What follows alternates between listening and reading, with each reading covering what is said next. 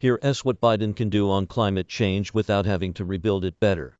West Virginia Senator Joe Manchin made nearly $500,000 from his family's coal business last year. Received more donations from fossil fuel companies this campaign cycle than any other senator. And reportedly talks to ExxonMobil lobbyists every week. So it perhaps wasn't particularly surprising when Manchin announced that he wouldn't vote for the Build Back Better Act, which contains billions for renewable energy and clean transportation and aims to help the world avoid the worst impacts from climate change. Without Manchin's support, the bill, which also includes support for universal pre-K and better access to healthcare, is effectively dead. It needs 50 votes to pass the Senate, and has no Republican support. Manchin may still change his mind. Even the U.S. Coal Miners Union has urged him to back the bill, in part because it extends benefits for coal miners who have black lung disease. One poll suggests that 68% of West Virginia voters support the bill. But what does it mean for climate change if it never moves forward? For the world to have a chance of keeping global warming below 1.5 degrees Celsius, a crucial climate goal, the U.S. will have to cut its emissions roughly in half by the end of the decade compared to 2005 levels. That's still technically possible, says Gopal, Executive Director of Strategy and Policy at Energy Innovation, a nonprofit that modeled how much the Build Back Better platform could cut emissions. But without Build Back Better, it would be very, very difficult, he says. It would require a lot of things to be done, and almost no room for error. Change is most critical in three sectors: power, transportation, and industry. Cleaning up electricity is especially important.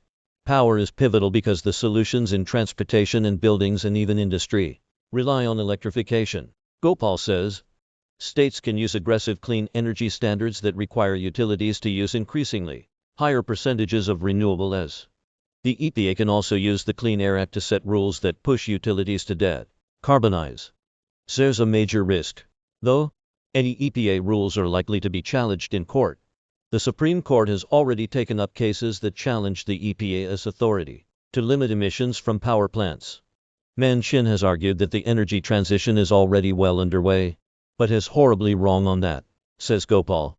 It is true that in both power and transportation the energy transition has started, and the share of clean is increasing every year. But the rate at which they'll go if you don't have policy is woefully insufficient for us to make any meaningful progress on climate. In energy innovations modeling, without new policy, the power sector would reach 43% clean electricity by 2030. To meet the U.S. goals on climate change, it would need to be around 80% instead.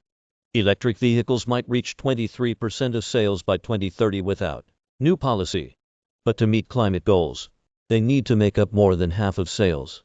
New EPA rules make fuel economy standards a little tougher for cars through 2026. As the next step, the EPA could set much tougher standards for vehicles made after 2026, pushing automakers to electrify faster. States could also choose to have even tougher standards, following California as example. In a recent executive order, Biden called for the federal government to consider climate change in its procurement, moving to clean energy, electric vehicles and net zero buildings. Federal procurement could play a large role for making something like the concrete industry move more quickly to adopt low-carbon solutions. Gopal says, the recently passed infrastructure bill will also support green hydrogen, another key to help industry decarbonize. The EPA also could potentially regulate industrial boilers. There's a long list of other actions that federal, state, and local governments can take without Congress. And to tackle climate change, it should happen now, not after additional years of delay. The energy transition has begun, says Gopal. But the climate only cares when we complete it, not when we started it.